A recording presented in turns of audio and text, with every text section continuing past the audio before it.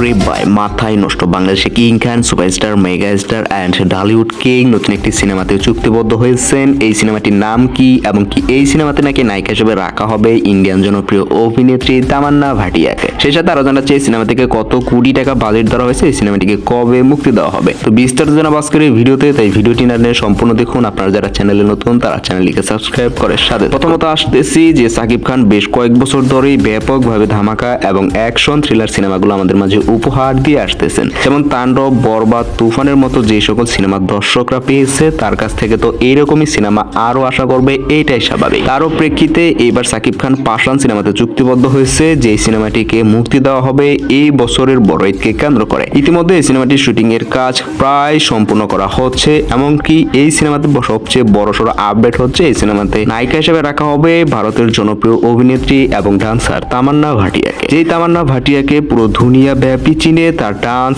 এবং বেশ কিছু আপকামিং সিনেমার জন্য। সত্যিকার অর্থে যদি তামান্না ভাটিয়াকে সাকিব খানের সঙ্গে নতুন একটি জুটিতে সিনেমাতে দাঁড় করানো যায় তাহলে তো এই সিনেমাটি হবে ইন্টারন্যাশনাল ভাবে ব্যাপকভাবে সাফল্য অর্জনকারী একটি সিনেমা, যা বাংলাদেশের সিনেমার জন্য বড় একটি মাইল ফলক হতে যাচ্ছে। যদি তামান্না ভাটিয়া থাকে এই সিনেমাতে তাহলে তো এই সিনেমাটির বাজেট গিয়ে দাঁড়াবে প্রায় 80 থেকে 90 কোটি টাকা। প্রিয় ভিউয়ার্স, সত্যিকার অর্থে যদি তামান্না ভাটিয়া এবং মেগা স্টার সাকিব খান নতুন জুটিতে নতুন একটি সিনেমাতে থাকে তাহলে তো এই সিনেমাটি হবে একটি আকাশচুম্বী সিনেমা। প্রিয় ভিউয়ার্স, আপনাদের মন্তব্য কি তা অবশ্যই কমেন্ট করে জানিয়ে দিবেন। নিত্য নতুন সকল আপডেট সবাইকে দেখতে এবং জানতে চোখ রাখুন আমাদের এই চ্যানেলে।